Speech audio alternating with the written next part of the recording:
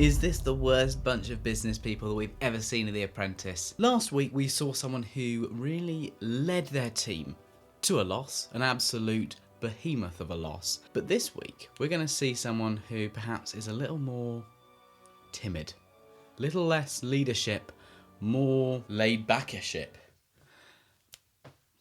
I'll see myself out. Grab yourself a drink, grab yourself a snack, and let's watch.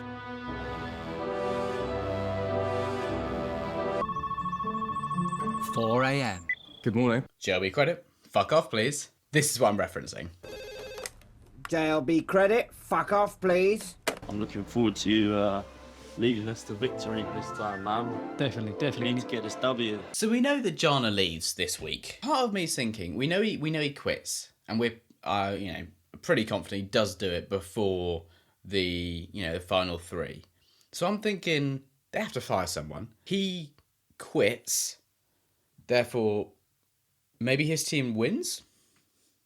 Does that make sense? Does that logically flow? 4 out of 5 wins would be an 80% success rate, and that sounds quite good. I like that. That's GR. I had a comment on one of my last videos about being Lord Sugar's apprentice is probably easier than the tasks they set. I think that's true. I think the only real thing you have to do as Lord Sugar's apprentice is laugh at his jokes, which, by the way, is completely impossible. Good morning. Good morning, Lord Sugar. Good morning, Lord Sugar. Team that secures the most hypothetical sales will win. Let's make it absolutely clear. These are not real. Let's pump the brakes a bit here. These are fake. These are hypothetical. These are not real orders. So don't, whatever you do, make anything that could be sold, because this is all hypothetical. The completely hypothetical situation. This is all hypothetical, isn't it?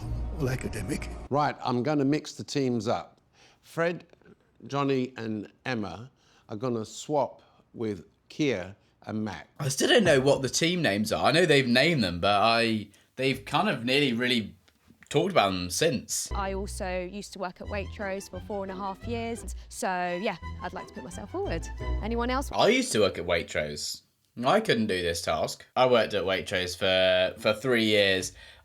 Maybe in those last 1.5 years you learn loads, but I wouldn't say that I learned anything particularly that would align me for this task. I like the idea of having a kids Easter egg. Is everyone on board with that? I was thinking about the luxury market as well. With the kids market, of course, it is the biggest. It's the most saturated as well. So we know now that basically there are 2 choices that each team is given. We know that for a fact. We know that, for example, in the potato team, they were given loaded fries, well, the potato skins, and the sausage and mash. They don't get any opportunity for their own kind of creativity, which I think is a shame, because I think that's a good demonstration of ability. But I'm not the producer, so I don't get to make those calls. But they're obviously given between children's and luxury. Seems to me luxury is the safer of the 2 calls, because of Lisa's point. The children market, massive, huge. Most eggs you see are targeted towards children, and other people buy them. But as a result of that, there's so many. Cadbury's alone must have about 15 to 20 different kind of standard SKU eggs. Plus, all of the other brands. Luxury ones? I couldn't tell you. There can't be that many. Maybe 5 or 6 that enter kind of the actual supermarket marketplace. Well, look, I mean, I'm leaning towards an option where it is a little bit sort of like health related, it has health benefits. I'd like that. So health benefits is our USP. You want us to be a healthy chocolate? I don't think. Well, healthy chocolate, that is literally a thing. Healthy chocolate is a burgeoning, growing market. It is. You don't have to believe me. You can look it up. Go search healthy chocolate. You'll find something. Because it does exist, because people want to have the sense of healthy while having a sweet treat. That's a fact. Whether it's a good market, I'm not going to comment on. I don't think it is. I think you're up against some quack science, you're up against some big brands, and you've really got to kind of prove advantages in some way or other, and I don't think they'd be able to do it. But it is a real market. That is a real thing. Theme of maybe outer space or planets. He's a boy's boy. We love space. I fucking love space. There's a talk about Roman empires, but I think the real Roman Empire is space. I don't think I know a single guy who doesn't love space in some way or another. There's so much to read about, there's so much to explore, there's so much, it's amazing. Space is great. Looks to me like a log. I just can't. What's brown and sticky? A stick, obviously. What do you think? Disgusting. It does look like poo. It's going to look like a log in that way. So I was thinking something like Choco Lux. You know what? Chocolux is a very strong one. It's to the point. In what world is Choco Lux luxury? That's what I'd expect like a Tesco Value pack to be called, not an actual luxury brand. Really broad brief by Malika to do whatever they wanted. Enhance that. I want to see the camera, people. Let's zoom, zoom, zoom. There's our producers. Let me ask them a question. Can you please, please, please give them a bit more freedom to choose whatever they want to do and make their own mistakes rather than using yours? What about Easter Ed's chocolate egg? Easter Ed's chocolate egg. Little test they need to do, the kids.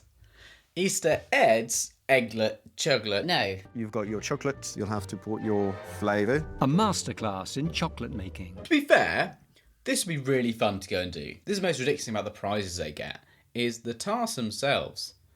Some parts of it are just fun. Like making your own chocolate from scratch. That's so cool. I'd pay to do that. That'd be so cool. Just go to a chocolatier and, you know, you add little bits and pieces, you mix it up. Yeah, that's nice. And then you design what it's going to look like, and then you get to eat it. That's great fun. And then you compare that to like the experience they go and do. They're basically the same thing, but they've just done it. Like, you know, the tomato task, where they got to spend 2 days making like tomato related food, and then for their win, they got to make tomato related food again. I'd be frustrated, but this looks fun. You know, I want to be on the sub team where I'm making chocolate. That sounds cool. Sign me up for this bit. This looks fun. I haven't actually tried the matcha on its own yet. Well, you wouldn't. Oh, That'd be go on. really strong. No, go on. Oh, go on. Yeah, go on. Okay. I do want to make it very clear, however, the matcha flavour doesn't come through. So add some more. Right? Like, just add more now. I think that looks like a crater. Craters go in, not out. Nice. I can't see what I'm doing right now. Yeah, carry on and then stop. Let's just put some things on, see what they look like. Let's try that here, for example. I'm speechless. What? That looks awful. You know, I don't actually have any words. That looks dreadful. It looks like a child's made it. This is for children, not by children. Why does it look so bad? Is someone going to clear it up for them? Or are they all going to look like that? A little bit more on your face. Yeah. But Easter. Chuck it off and walk off. I can't speak because my handwriting is dreadful, so maybe I shouldn't say this, but I'm going to say it either way. That handwriting is not very pretty.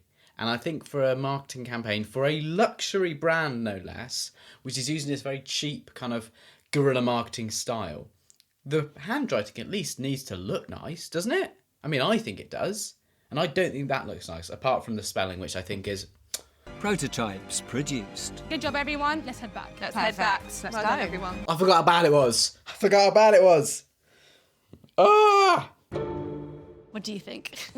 Are they proud of that? So, I do have a couple of concerns. I'm so glad Johnny's going to say something, but I'm going to cut him off because they seem proud of that. They seem proud of that. They actually seem proud of what they've done there, even after having slept on it and even after seeing it again. Like, don't get me wrong, I've done my fair share of shitty kind of baking and design stuff, and when I do, I'm like, wow, that's amazing. And then looking back on it, going, ooh, that's not so good. But to do something rubbish that is inexcusably bad, and then, you know, being really proud of it, amazing. And Johnny, go off, King. It kind of looks like a child made it. It does look messy, and that does worry me going into pitch about it this afternoon, that it just doesn't look professional. Let's look closer here. A chocolate taste from out of space. Out of space. So it's not from space, it's out of space. So from Earth. It should be outer space, right? Am I going crazy here? A chocolate taste from outer space would make way more sense, not out of space. This product is a disaster. I know I said earlier that I think that Jana's team must win by dint of him quitting. I'm now no longer convinced by that. Because this product is dreadful in every single way. You know, the product itself looks messy, just awful. Ooh, you love it? Box looks ass. It needs to the box should have been white, I think. The log actually looks alright, you know. It's not perfect. I think it would look better if it had more speckles on it, and that may be where the matcha could be. Is that it? Me too, Dean. Me too, Dean. What is that? It? That's dreadful. It wasn't my most favourite video. It wasn't my most favourite video, which is what apparently a lot of you say. You haven't liked or subscribed, and you haven't even left a comment who you think's going to win The Apprentice. Prick. Ultimately, it might not look the most premium, but it conveys our story and our brand ethos. What story?